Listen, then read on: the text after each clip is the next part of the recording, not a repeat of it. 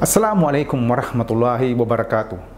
Ang sabi ng Allah subhanahu wa ta'ala sa Quran, ang ibig sabihin, siya na lumikha ng kamatayan at buhay upang kayo ay subukan kung alin sa inyo ang pinakamabuti sa gawa.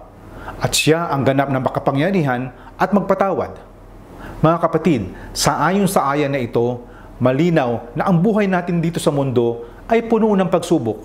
Sa mga pagsubok na ito, mapapatunayan natin sa Allah subhanahu wa ta'ala na tayo ay taos-puso sa ating paniniwala at kung karapat-dapat tayo sa kanyang Jannah o paraiso. Ang tunay na mananampalataya, siya ay laging positibo sa lahat ng kanyang sitwasyon. Anumang pagsubok ang binibigay ng Allah subhanahu wa ta'ala sa kanya, alam niya na ito ay para sa kanyang kabutihan. Ang mga susunod ay mahalagang payo upang tayo ay maging matatag sa mga pagsubok.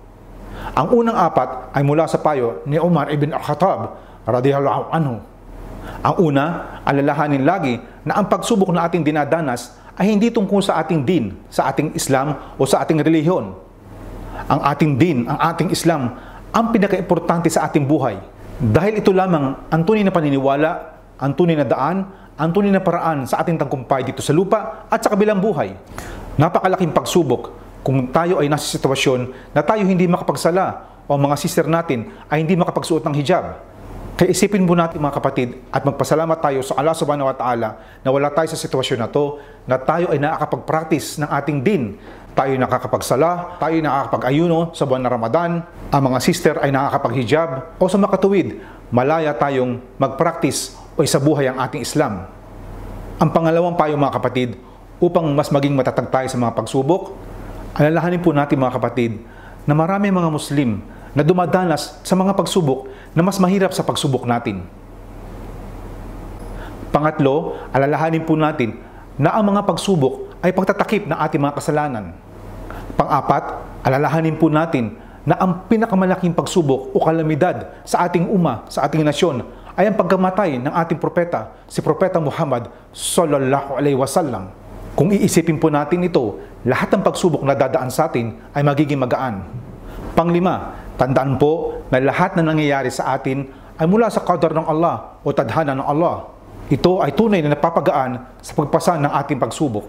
Sa isang tunay na mananampalataya, lubos ang tiwala niya sa Allah na ang pagsubok na binigay sa kanya ng Allah ay makakabuti para sa kanya, at kung siya ay magtitiis at hihingi ng tulong sa Allah subhanahu wa ta'ala, siya ay hindi pababayaan ng Allah subhanahu wa ta'ala. Pang-anim, tandaan po natin na kung anuman pagsubok ang dumating sa atin mula sa Allah, maaring sinasagip tayo ng Allah subhanahu wa ta'ala sa mas malaking kalamidad. Meron pong isang true story o tunay na pangyayari na isang kapatid nating Muslim mula sa Egypt, isang teacher, ay naakuha ng trabaho sa Saudi Arabia. Nung siya po ay paalis na at maglalakbay na sa Saudi Arabia, sa qadar ng Allah, na-miss po niya ang kanyang flight. Siya po ay na-late at lumipad na ang eroplano. At siyempre sumama ang loob niya na hindi siya nakasakay sa eroplano na to at baka hindi na siya matanggap sa kanyang trabaho. Pero subhanallah, ang nangyari po ay nag-crash ang eroplano na to. Alhamdulillah, dahil dito ay napasalamat ng husto ang kapatid nating teacher. Isa pa pong halimbawa, ito po ay true story nangyari sa Amerika. May isang pamilya ng Muslim. Sila ay hindi pinasakay ng eroplano dahil ang isa po sa sister natin ay naka-hijab at gusto nilang alisin ang hijab. Napumilit po ang sister natin na hindi alisin ang kanyang hijab. So sila ay iniwan ng eroplano. Subhanallah, ano nangyari? Nag-crash din ang eroplano na dapat sakyan nila. Kaya mga kapatid, alalahanin po natin na kung anuman ang pagsubok na hinaharap natin, na kung tayo ay matatag, ang ating takwa, ang ating iman sa Allah subhanahu wa ta'ala ay matatag, maniwala po kayo, tayo po ay sinasagip ng Allah subhanahu wa ta'ala sa mas malaking kalamidad. Maring kalamidad dito sa lupa o kalamidad sa kabilang buhay. Pampito, kung tayo po ay nasa kalamidad o pagsubok, isipin po natin na ito ay malaking biyaya ng Allah subhanahu wa ta'ala. Sa mga pagsubok, lalong gugustuhin natin na lumapit sa Allah subhanahu wa ta'ala sa pamamagitan ng pagsasala, dua, dhikr, sabar, sadaka o pagkakawang gawa, at tauba o pagsisisi. At pangwalo, isipin po natin na ang mga pagsubok ay palatandaan ng Allah subhanahu wa ta'ala na tayo ay mahal niya.